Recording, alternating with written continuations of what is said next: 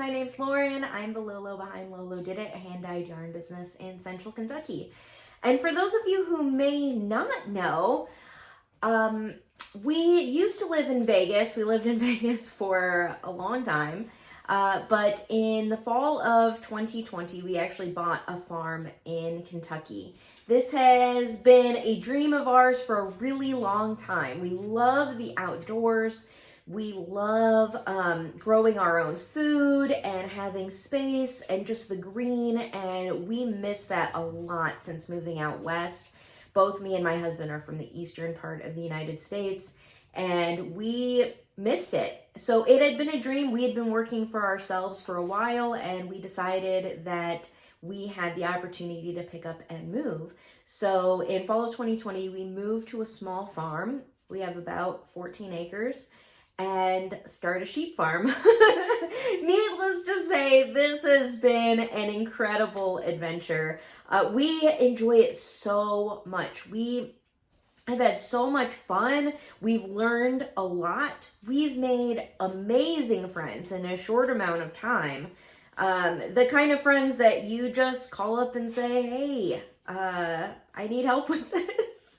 And it's so cool. I have never been in a community quite so friendly and giving and loving, and we have been very blessed to be a part of it.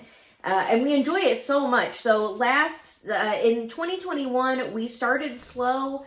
We started with our garden, chickens, and in the fall, probably around November, we got sheep.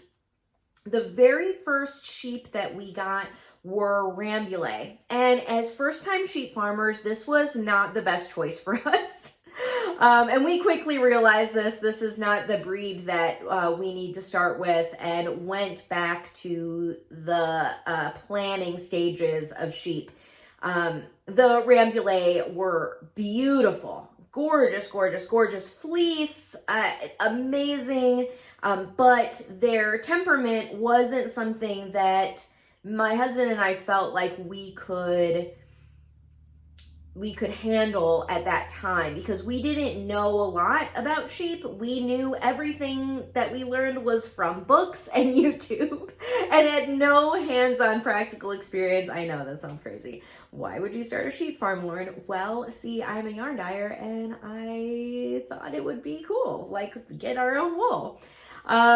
So we scratched that, sold the sheep, and that turned out perfectly fine. The breeder was phenomenal, really walked us through stuff, taught us a lot, and we have no qualms with that. So, if you're watching, if you were the breeder, or anybody who was there with the Rambouillet, there was nothing wrong with the Rambouillet. It was all our experience, and just not being able to handle that large of sheep.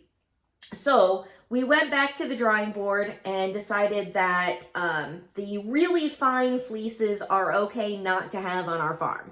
So that was the Rambouillet was amazing, fine fleece. We did not want those kind of sheep.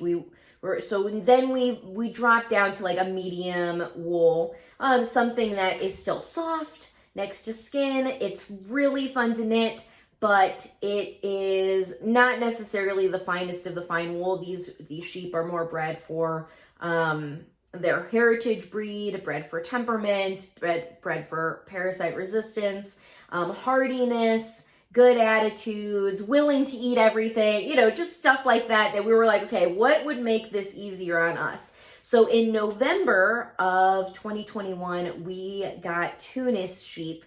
And Tunis are a heritage breed. If you Google them, they were well known to be in the colonies of the beginning of the United States, or before it was the United States. George Washington had them in his flock, and they are a rust-colored sheep with a cream-colored coat, and they are beautiful. We found these by going to a livestock show in Louisville, Kentucky, of all places. Like, somebody told us it was happening, and we're like, okay, we'll go. Well, we did not realize that this was like the biggest livestock show in the United States that I know of. Like, that's what people were telling me. I don't know. I'm not a professional. So if you guys are part of the livestock shows, you might be able to tell me differently. But that's what people were telling us. And we were like, oh my goodness. So a 2-hour trip to Louisville ended up being a 12-hour day at this show. And we asked questions of every single breeder. We had so much fun, and I will show you videos of those. We had so much fun. We learned so much, saw these beautiful sheep, and thought we would get these. So we wrote down everybody's names of breeders, and we talked to them, we called them, we asked them a million questions. Thank you to all of the Tunis breeders out there.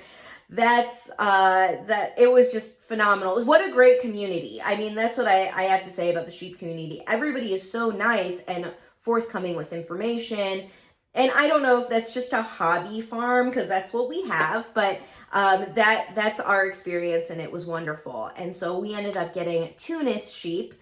And that's mostly what I will be sharing a lot of videos of. So this is a long introduction to me telling you that we have a farm in Kentucky, and I wanted to share with you a lot of our adventure.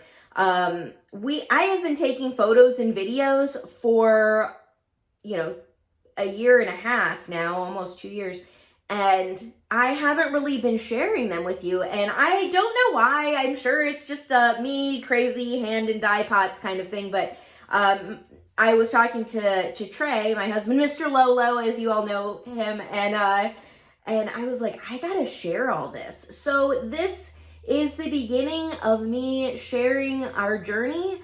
I don't know, they're basically vlog style. I would get out my phone and take pictures or take little 5-10 second videos, and I will put compilations together and share them with you. I don't know how long it'll get me to get to like present day. But we have so much to share. We've gotten 2 different sheep breeds in that amount of time. Chickens, kitties, livestock guardian dogs. We had ducks for a short amount of time. We'll be getting ducks again this spring. And then we also grow a lot of our own food. I don't know if you can see that on my shelves here.